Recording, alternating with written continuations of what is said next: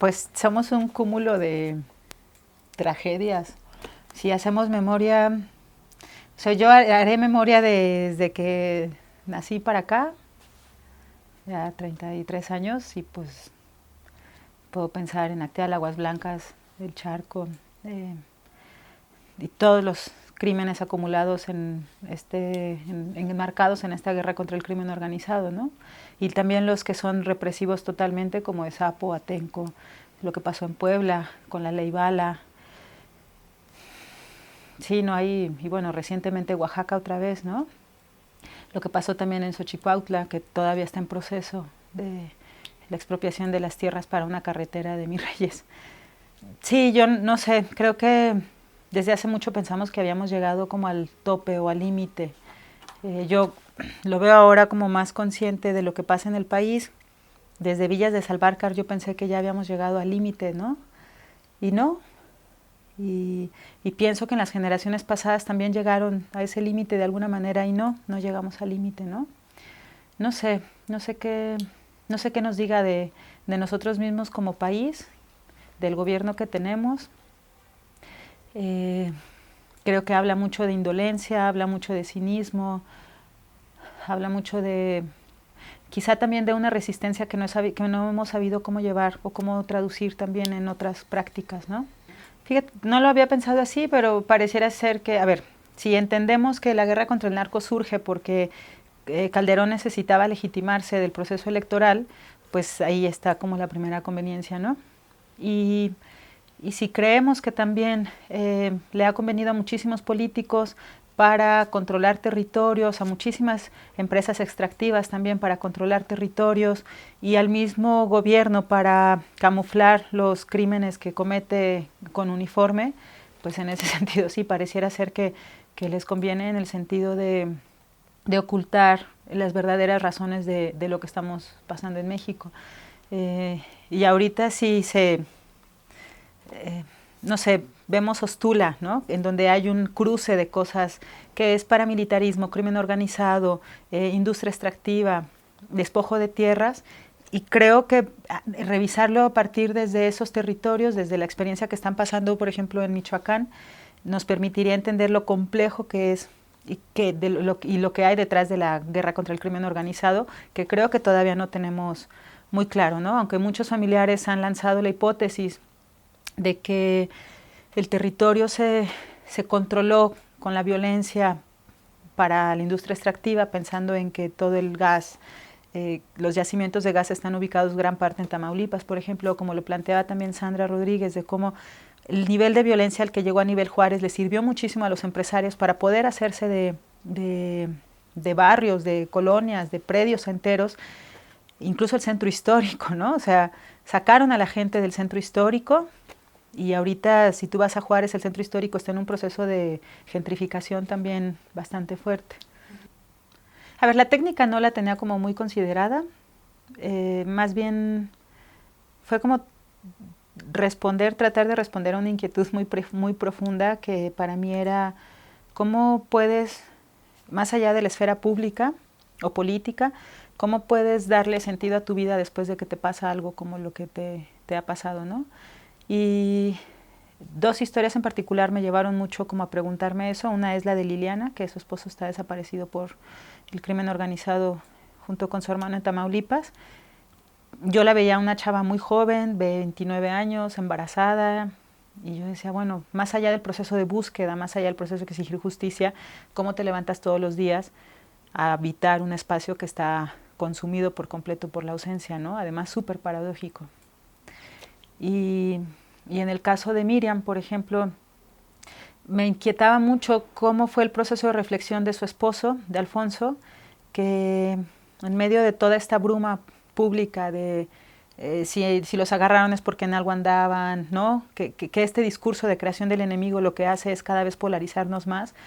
Me inquietaba mucho cómo pudo, un hombre obrero portuario, pudo haber llegado a esa capacidad de reflexionar, pues por más gacho que alguien sea en la vida, se merece que le hagan esto, ¿no? Y me parecía súper importante conocer cómo llegó ese proceso y sobre todo que esa reflexión de él, que era muy íntima y muy personal, pudiera como trasladarse y contraponerse a este discurso generado desde el gobierno de Felipe Calderón entonces y mantenido ahorita con Peña Nieto, de que hay un enemigo interno al que hay que atacar contra todo, ¿no? Y de que al que agarraron, al que mataron, al que desaparecieron es porque en algo andaba. Entonces fue más bien una inquietud muy personal de responder a cómo se le puede dar sentido a la vida después de esa tragedia. Porque es claro en todas las historias que del Estado no va a venir nada, ¿no? No va a venir ni un proceso de justicia, ni un proceso de perdón, ni un proceso de reparación del daño, ni siquiera un proceso de verdad. Entonces, pues cuando casi eso está negado, ¿qué queda a nivel personal, a nivel comunidad? Entiendo que el Estado somos todos, pero también creo que el gobierno lo hemos entendido en conceptos que ya no son los que eran, o sea, el concepto por el cual surge el Estado y están los gobiernos, que es el de proteger al hombre del hombre, ya no aplica, ¿no? No solamente en las historias que están en el libro, en ninguna de las que hemos visto en México y yo creo que en ninguna de las que puedan acontecer en el mundo.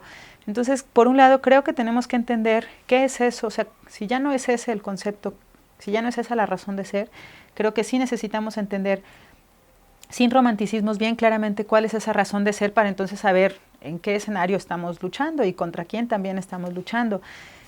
Y lo otro, claro, es asumir nosotros la responsabilidad de lo que nos toca. Yo con el libro apelo a que podamos asumir una responsabilidad mínima de empatía, de solidaridad, de decir, me duele lo que te ocurre, ¿no? O decir, aquí estoy.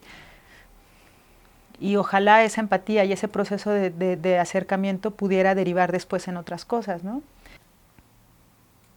Yo creo que la impunidad es el sentir que tienes toda la ventaja, así descaradamente, para chingarte al otro, ¿no?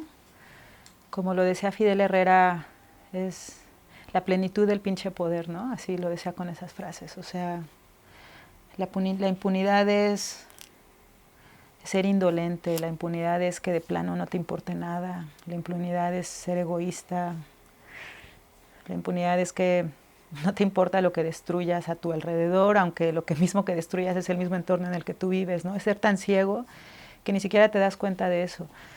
La impunidad no solamente es que la gente que es responsable de los crímenes no reciba un castigo, ¿no? Sino que creo que también la impunidad está contenida de todas esas cosas que tienen que ver con el desprecio, con la arrogancia, con la soberbia, con el creer que no necesitas de los otros para vivir, ¿no?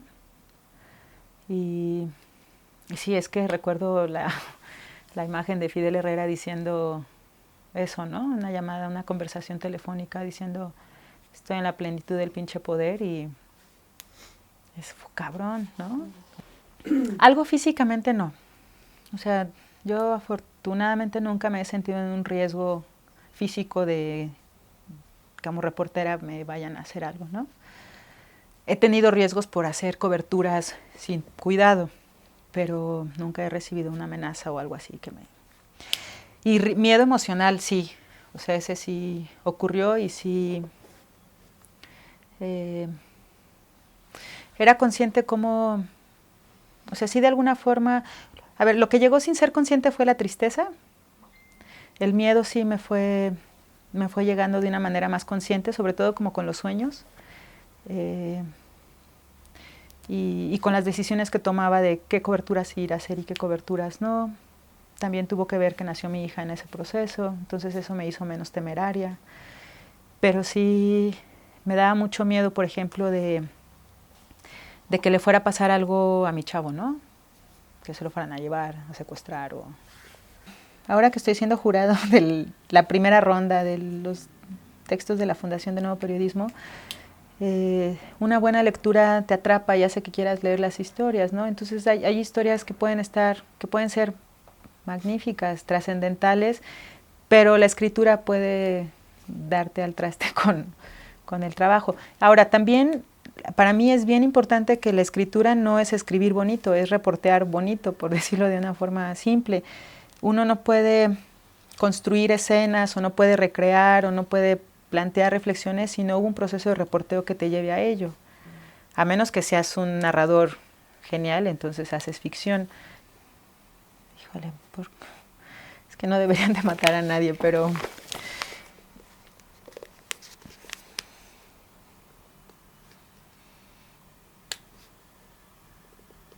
yo creo que matan a los periodistas por...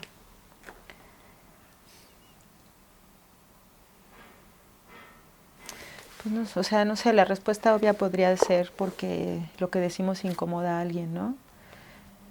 Pero creo que más allá de eso es por el control de lo que se puede decir y no se puede decir, o sea, como por dejar claro quién tiene la capacidad de hablar y cómo hablar y cuándo hablar.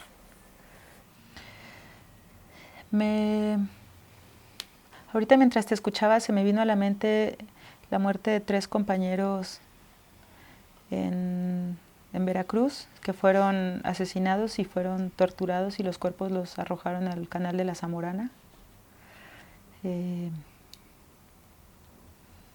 Yo no los conocía una de ellas era esposa de un compañero que fue mi compañero de trabajo cuando viví en Veracruz.